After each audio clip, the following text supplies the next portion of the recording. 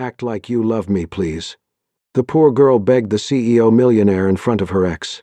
The rain had stopped just minutes ago, leaving the streets of downtown glistening under the soft golden lights of early evening.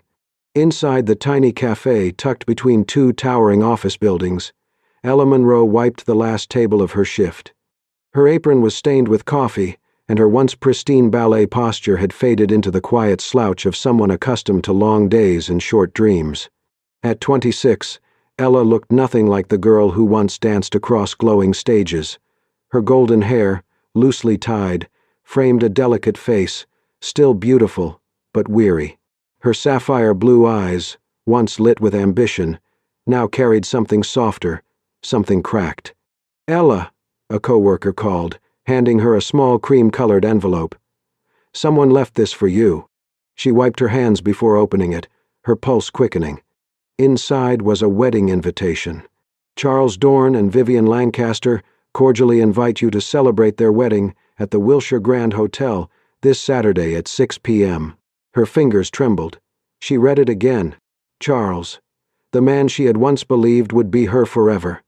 The man who kissed her blistered feet after rehearsals, who told her she danced like she was made of light. The man who walked out of her hospital room and out of her life when the doctor said her ankle might never heal enough to dance again. He left when her spotlight faded.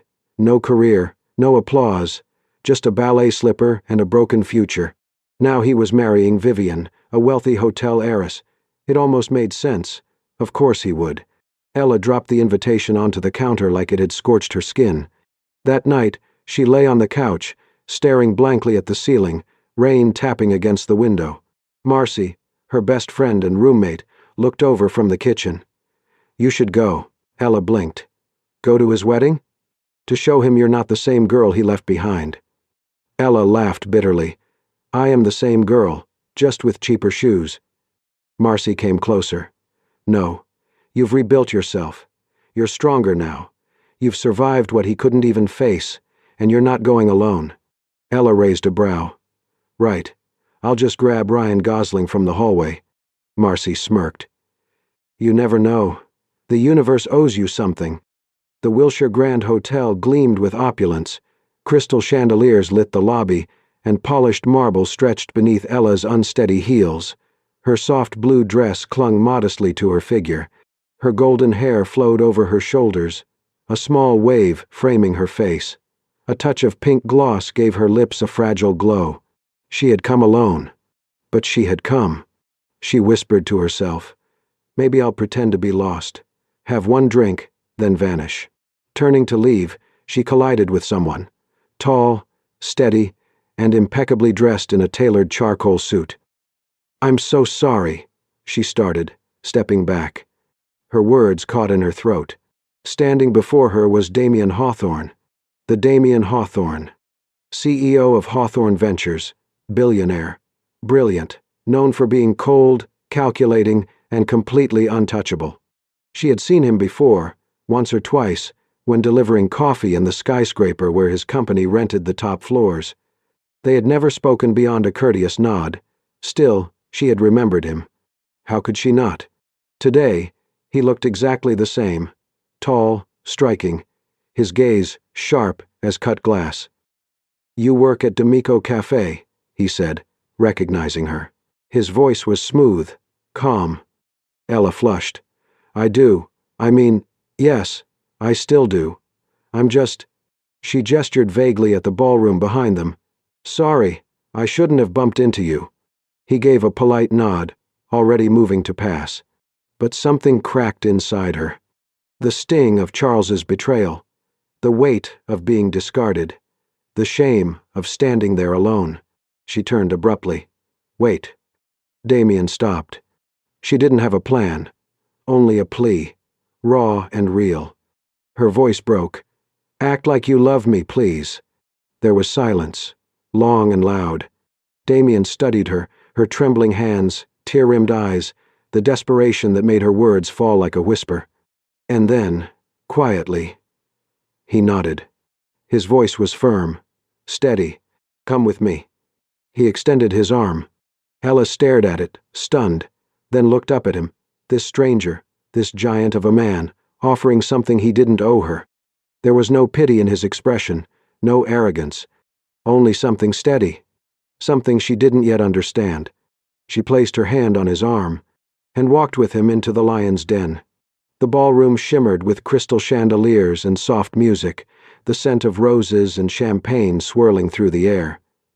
Damien walked beside Ella, posture calm, composed, as if he belonged here, which, of course, he did. Ella, however, felt every step like a stone in her stomach. She hadn't imagined the wedding would be this grand. Gold-trimmed everything, a string quartet in the corner, waiters in white gloves offering hors d'oeuvres she couldn't pronounce. It was the kind of world she had once brushed against, before the accident, before Charles left her in a hospital bed with silence and a crumpled goodbye. Now, she stood here again, with Damien Hawthorne at her side. As they entered, conversations dimmed, eyes turned, mouths whispered. Ella Monroe, with Damien Hawthorne, isn't she the one who... The buzz of speculation built like static. Ella's heart pounded, but she kept her chin up, fingers tightening on Damien's arm. He leaned down. Ignore them. She swallowed. Easier said than done. A familiar voice cut through the music. Well, if it isn't the tragic ballerina. Ella turned. Charles Dorn. He looked just as she remembered, charming smile, styled brown hair, expensive tuxedo, and eyes that always knew how to cut.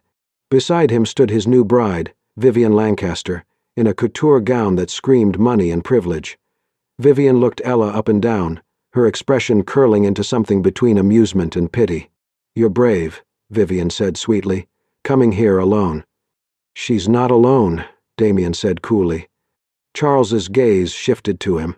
For a second there was confusion, then realization, then annoyance. Damien Hawthorne, Charles said, extending a hand. Damien didn't take it. Charles. Ella could feel the tension building like heat on her skin. Vivian leaned in. We were just saying how nostalgic this all feels, like a ghost from the past walking in.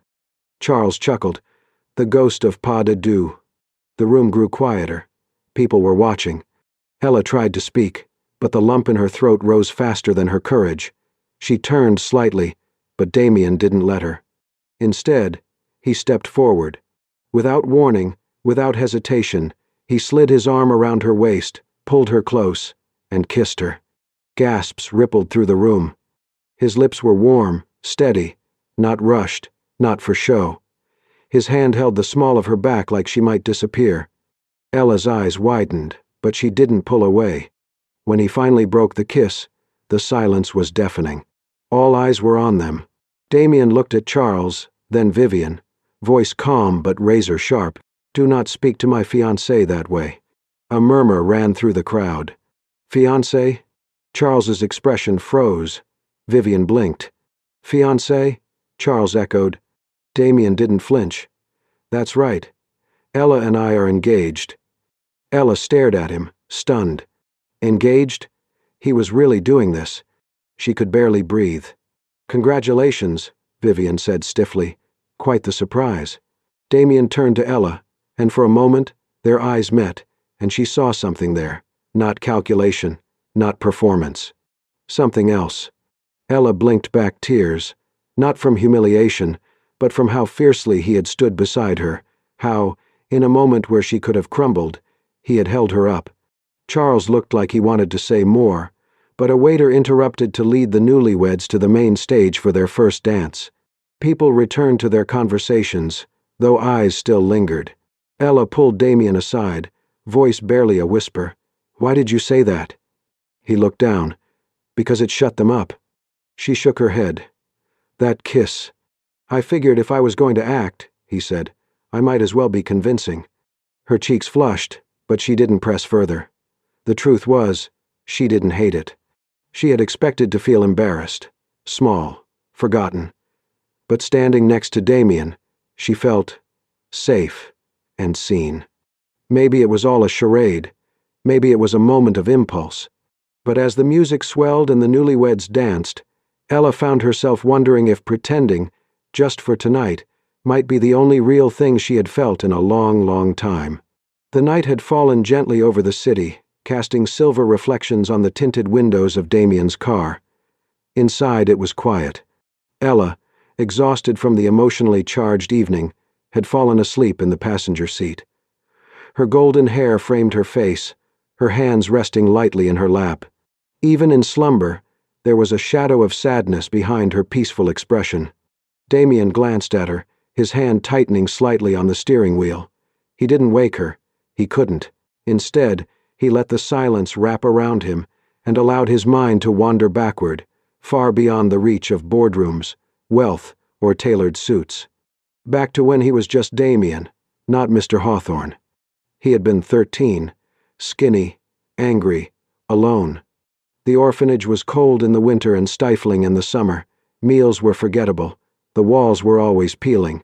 The older boys fought for dominance while the younger ones cried quietly in corners. Damien did neither. He just kept his head down, survived. Until she arrived. She was older, maybe 17 or 18. Blonde hair in a messy bun, long legs, a dancer's posture. She came in wearing a faded jacket and ballet flats. She smiled too brightly for a place so dull. He remembered how all the kids had stared. No one ever came just to spend time with them, especially not someone like her. She introduced herself simply, Ella. She taught them how to stretch, how to point their toes, how to pretend they were floating even when they felt heavy. The other kids laughed, struggled, fell, but Damien watched her with quiet awe. She was light, the opposite of everything in his world. She came once a week for 2 months. It was the only time the common room didn't feel like a cage. On her last day, she pulled Damien aside. I brought something for you, she said, smiling. From her bag, she pulled out a worn ballet slipper, soft pink, frayed at the seams, the satin faded with use. He stared at it. I don't need it anymore, she said. But maybe you do. He looked confused. She knelt so her eyes met his. Listen, okay? If one day you make it, if you ever get out of here and find your place in the world, help someone, the way I'm trying to help you. Her voice had trembled a little. Promise me that. He nodded, not trusting himself to speak. Then she hugged him, brief, warm, and gone too quickly. She never came back. But Damien never forgot. Back in the present, Damien parked the car outside his penthouse. Ella still slept, her breathing soft. He reached into the glove compartment and pulled out a small box, worn leather, aged corners. He opened it slowly. Inside, wrapped in tissue, was the ballet slipper. Time had not been kind to it. The satin was dull. The sole was separating. But he had kept it, moved it from place to place, office to home, success to success, because it reminded him that someone once believed he was worth saving. And now, all these years later, that girl sat beside him again, asleep, fragile, and unaware. Unaware that the man she begged to pretend had once held onto her gift like a lifeline. Damien turned toward her and gently tucked a strand of hair behind her ear. His fingers lingered for a moment, hesitant. Still giving light where it's darkest, he murmured. She stirred slightly but didn't wake. He looked back down at the slipper in his hand. You saved me first, Ella. And now, it was his turn. In the days after the wedding, Ella found herself swept into a life that felt borrowed, a world of charity galas, rooftop dinners, and art exhibits, always with Damien at her side. To everyone else, they were a perfect couple. The mysterious CEO and his graceful fiancé. To her, it was still an arrangement.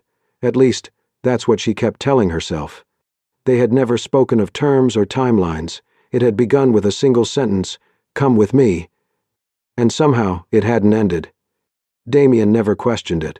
He simply showed up, car ready, introductions smooth, presence constant. He played the part flawlessly. But what unsettled Ella were the moments when it didn't feel like acting at all. At a garden brunch one morning, a waiter approached. "Would you like some tea, ma'am?" Before she could answer, Damien replied without looking up. "Chamomile, light honey, no lemon." Ella blinked. He finally met her gaze. "That's what you drink after a long day, isn't it?" She nodded slowly. Yes, it is. He returned to his phone as though nothing had happened, leaving her quietly stunned. Another night, at a rooftop auction, the wind turned sharp. She rubbed her arms, and before she even spoke, Damien was already slipping off his jacket, placing it gently around her shoulders. She looked up. You didn't have to. He was already walking ahead. Come on, you'll catch a cold. He never touched her unnecessarily, yet when they walked through crowds, his hand would rest lightly at the small of her back, guiding, steadying, protective. Each gesture was brief, polite, but too natural, too knowing. She began to notice him more, the way he loosened his tie exactly 2 buttons after every event, how his jaw tensed when someone whispered cruelly about her past, how he never let go of her hand first. And slowly, dangerously, she began to wonder, was any of this real? But then she would remember Charles, his charm, his promises, and how easily he had left her behind. She had believed in love once. It had nearly broken her. She would not make that mistake again. One rainy evening, after a long appointment, Ella returned to Damien's penthouse. The city outside blurred behind streaks of rain. Her head was spinning. Her body trembled with exhaustion. She barely reached the couch before collapsing. Damien appeared within seconds.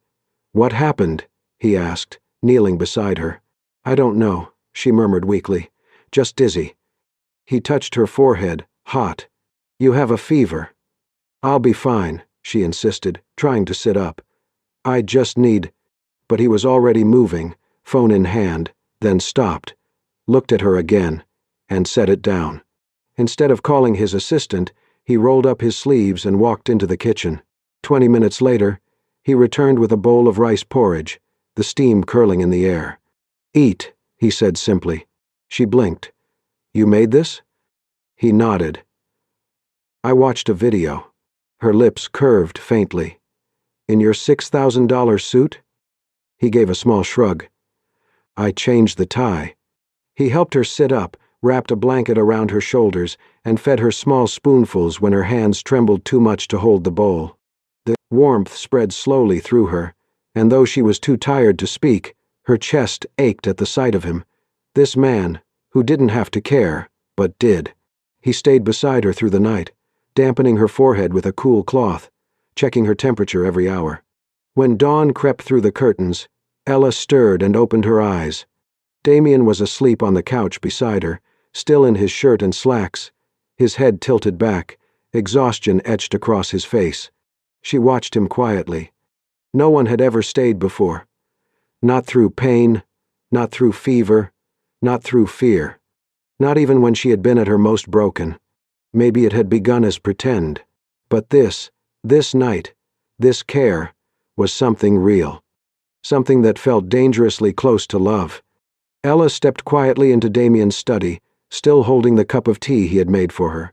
The apartment was quiet that evening, the soft hum of the city below filtering through the large windows. She had never spent much time in this room before. It wasn't cold or sterile like she imagined a billionaire's office would be. It was warm, lived in. Books lined the shelves, a record player sat in the corner, and on the wall, just above the desk, hung a small frame. It caught her attention immediately. She moved closer, her brows furrowing. It was an old photograph, slightly faded.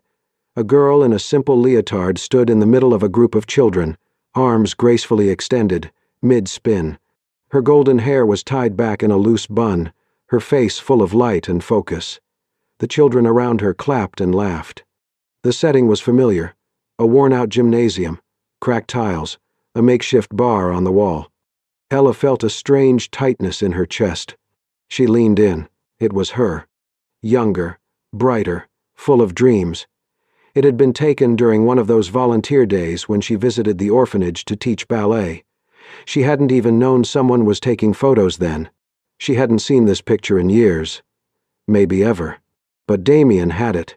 She turned around, holding the frame delicately in her hands, and found Damien standing in the doorway, watching her.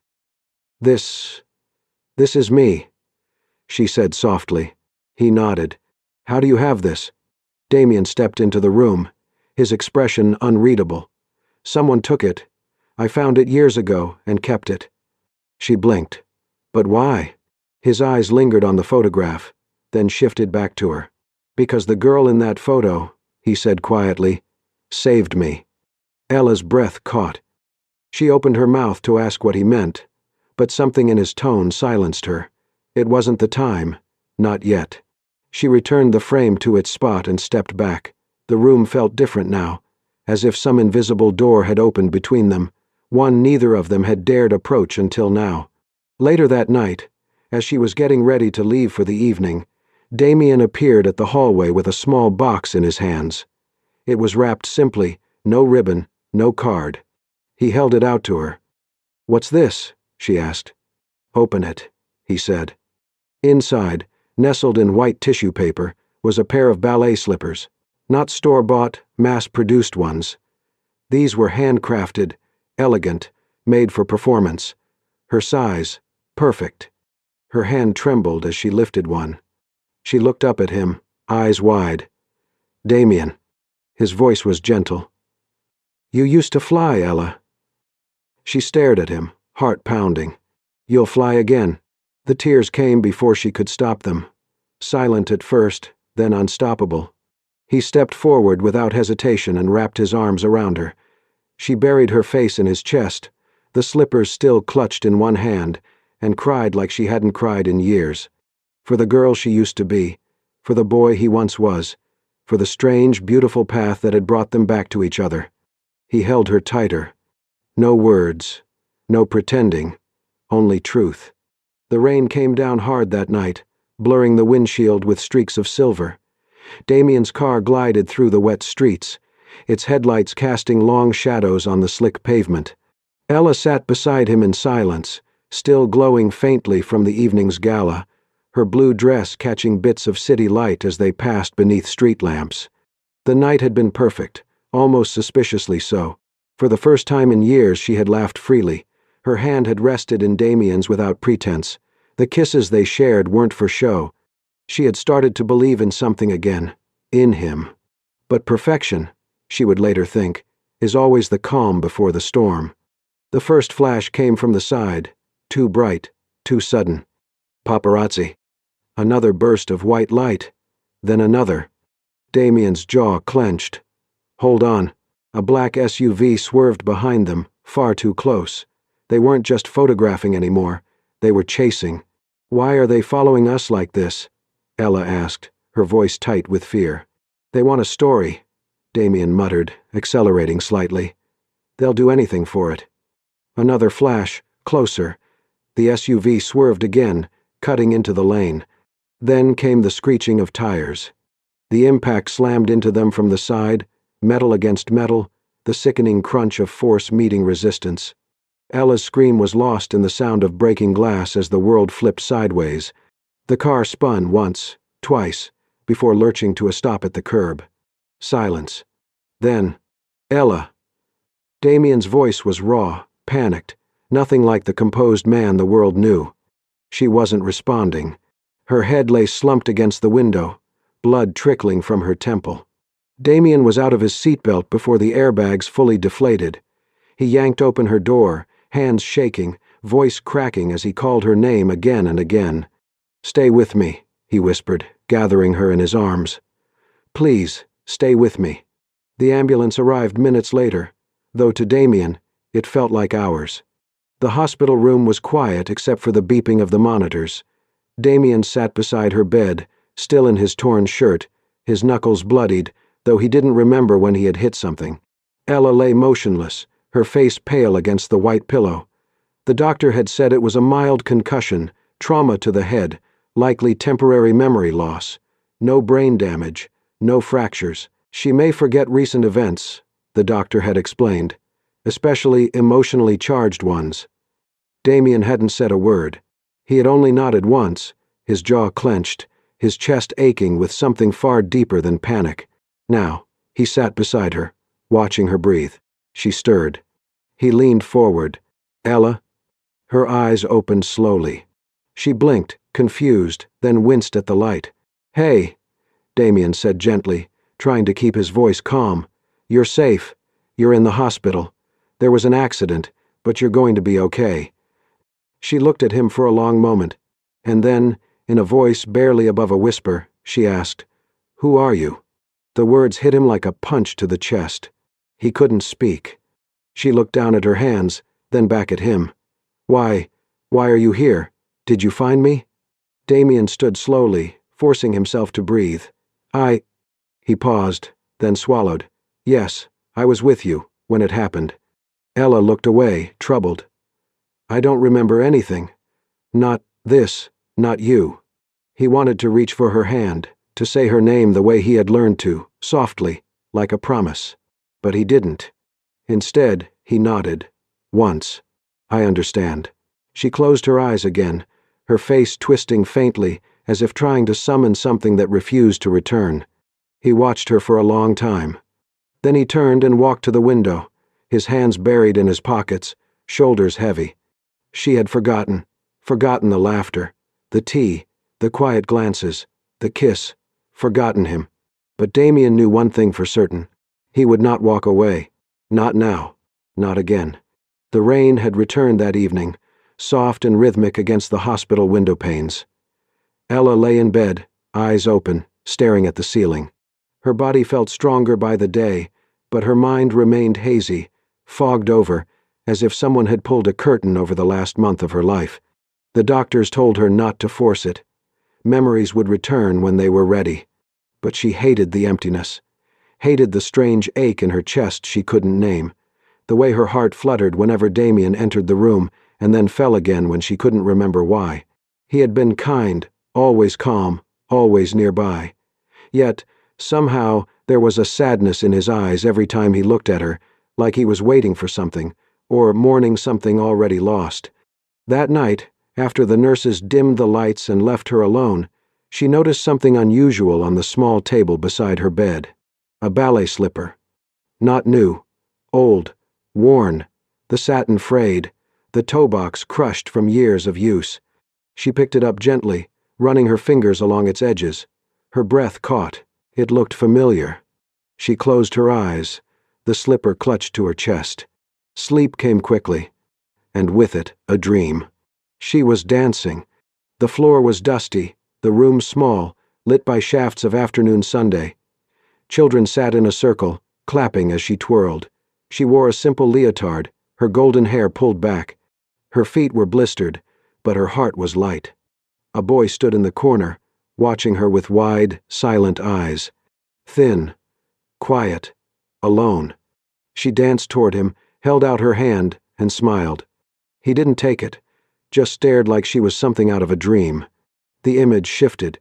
She was kneeling, placing the ballet slipper into the boy's small hands. And then, she heard her own voice. "If you ever make it out of here, promise me you'll help someone, the way I'm helping you." The dream dissolved into darkness. Ella sat up in bed, breath ragged, tears on her cheeks. It wasn't a dream. It was real. She threw off the blanket, gripped the ballet slipper tightly, and rushed out of the room, ignoring the nurse calling after her. Rain soaked through her sweater as she stumbled down the hospital steps and into the waiting car she remembered only vaguely. The driver tried to stop her, but she insisted, eyes blazing. "Take me to Damien Hawthorne. Please." Damien stood in the rain, staring out from the balcony of his penthouse. He hadn't been able to sleep. His chest had been heavy all night, haunted by the silence in her voice, the emptiness in her gaze. He hadn't told her, hadn't forced her to remember. Because love, real love, never demands. It waits. Behind him, the elevator chimed. He turned. Ella stood there, soaked to the bone, her hair clinging to her face, the ballet slipper gripped in one trembling hand. Her lips parted, but no words came at first. Then, in a voice thick with wonder and something close to disbelief, she asked, "The boy from the orphanage, that was you, wasn't it?" Damien didn't move, didn't speak, but the look in his eyes, soft, broken, open, was the only answer she needed. Ella stepped forward, her tears mixing with the rain. Her voice cracked. "He remembered me all this time." He nodded once. "I never forgot," he said. "Not for a second." She let out a shaky laugh. the ballet slipper still pressed against her chest. And for the first time since the accident, everything came back. The old theater stood beneath a soft gray sky, quiet but full of new life. Once forgotten, its walls were now being restored, fresh paint, new beams, the echoes of laughter returning to its halls. Though not yet officially open, it already felt alive again. Across the street, Ella stood motionless, clutching a worn ballet slipper to her chest. Not just a keepsake, a symbol of what was broken and what had healed. She stepped inside. The scent of sawdust and fresh varnish met her as she moved down the hall. Workers nodded at her with quiet recognition. At the end stood a large studio, light pouring in from tall windows. She entered and stopped. A mural covered the far wall. A young girl in a simple leotard danced mid-spin, golden hair in motion, surrounded by laughing children.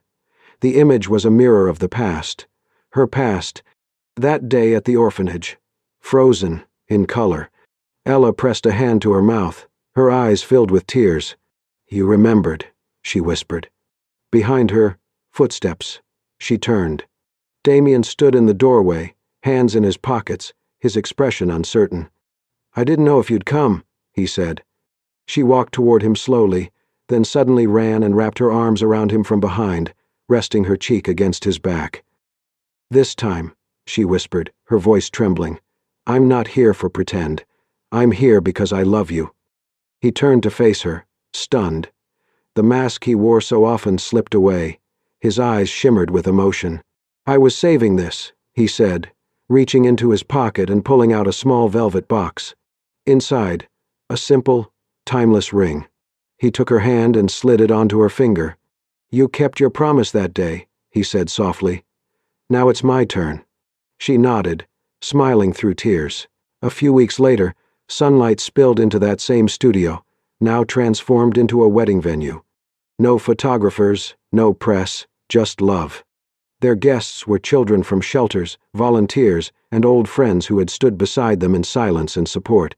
Ella wore a white dress that flowed like a whispered melody. Her golden hair fell loose around her shoulders. On her feet, new ballet slippers. Damien stood waiting at the front in a gray suit, his breath catching when he saw her. She walked toward him slowly, each step lighter than the last.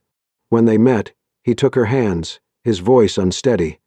"From a boy no one saw, you gave me a reason to live. Today, I vow to love you as deeply as you once loved a boy with nothing." Tears rolled down her cheeks, and his. The applause that followed was not loud, but real. Not from the powerful, but from the ones who understood love best. A year passed. The center now thrived, music, dance, joy filling its walls. Ella taught ballet each week, helping young girls find strength through grace. Damien still led board meetings and closed billion-dollar deals, but he always came home to the studio. To her.